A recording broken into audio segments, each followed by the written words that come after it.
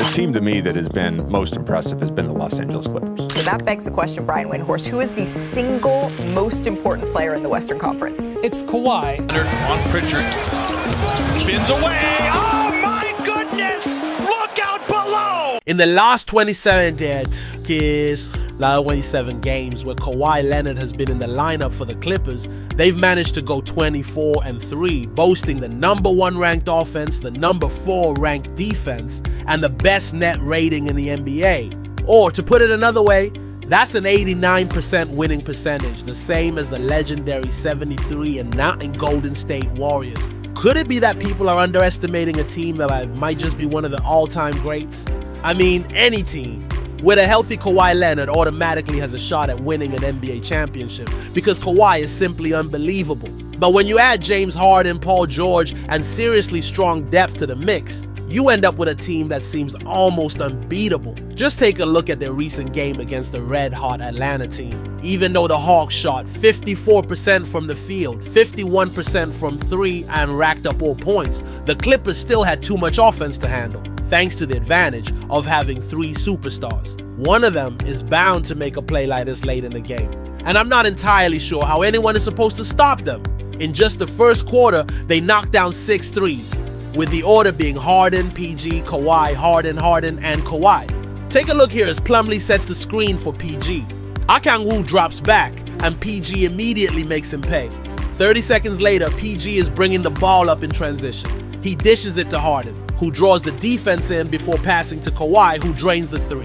Honestly, there's no need for me to explain how difficult it is to defend a possession when those 3 are sharing the ball.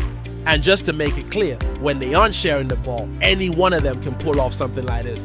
But here's the wild part. Even though the Clippers and Kawhi are this good, Kawhi wasn't even selected as an all-star starter.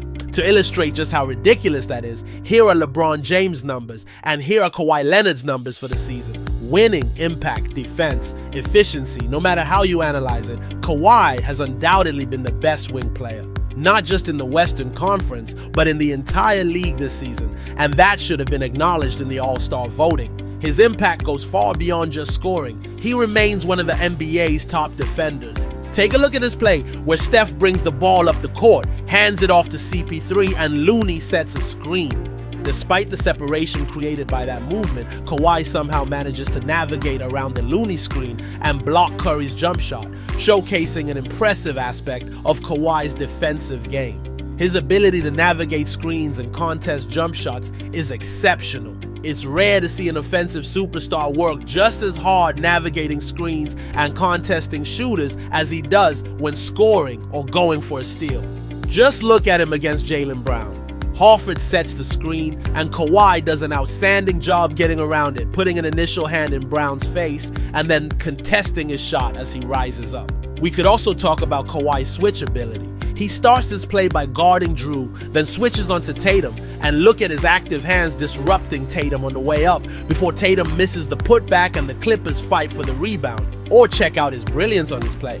Bam and Jimmy run their 2-man game. But even with Bam setting the screen, Kawhi reaches around with his left hand to poke the ball out of Jimmy's hands before sprinting to the other end for a dunk.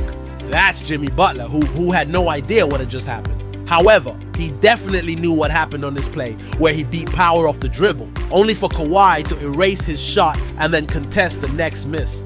And the scariest part, according to Kawhi, the Clippers aren't even close to where they need to be. It's all between our ears. Tonight, our defensive game was terrible. I feel like we've been relying on our talent too much, even our offensive game. It's slow-paced, and it starts with our defense. These last few games have been all about talent, but we need to focus on execution.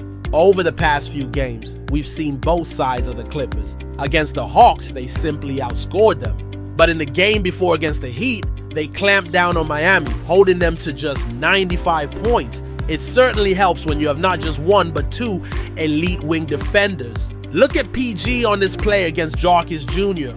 Bam comes to set the screen, Plumlee steps up to stunt Jarkis, allowing PG to get back in the picture, and somehow he blocks the shot from in front before snatching the ball out of his hands. And I think the only reason we're not considering this big 3 as one of the all-time greats is because of 2 things. First, there are doubts about the Clippers as a franchise. And second, all 3 of these players have been unselfish. Yes, instead of combining for some points a night as they could, they're giving you the most efficient 6 to 70 points you'll ever see from 3 players. Just look at their stats across the board. The efficiency they're achieving is absolutely insane. But beyond the top tier talent, the biggest X factor for the Clippers, compared to teams like Denver, is their depth. And just like in the starting lineup, there are 3 guys in particular who make their bench exceptional: Russell Westbrook, Norman Powell, and Daniel Tice.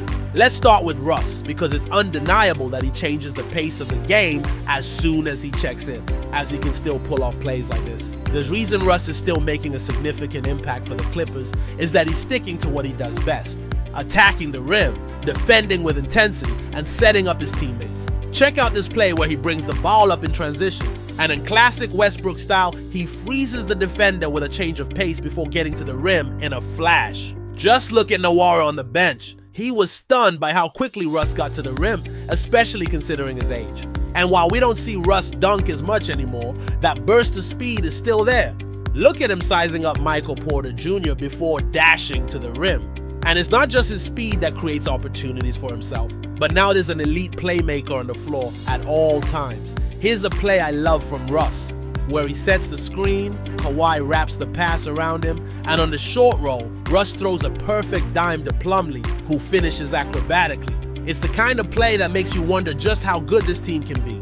Russ has also made plays like this when Harden is being trapped with the ball. He gets to the middle of the floor before dropping it off to Zubac for 2. These might not be the best numbers Russ has put up in recent years, but there's no doubt his impact off the bench is crucial to the team, and he knows it. It's my job. My energy is a huge part of my game and what I can bring to the team every night. When we have slow starts, which is going to happen in an 82-game season. And while Russ mentioned the 82-game season, my mind is already on the NBA playoffs. What do the last 2 champions have in common? They both had a high-energy, high-productivity guy off the bench: Jordan Poole and Bruce Brown. You're telling me Russell Westbrook can't make that same kind of impact in this year's playoffs? Just look at last year's playoffs, where he not only stuffed the stat sheet but was a defensive menace. And if it's not Westbrook on a given night, it's Norman Powell, who can easily drop 20 points whenever needed. The Clippers are stacked, and I think people need to start realizing just how incredibly good this team is. So, if you made it all the way to the end of the video and want to see more content like this, a like would be greatly appreciated. Subscribe to the channel for more. Have a fantastic day.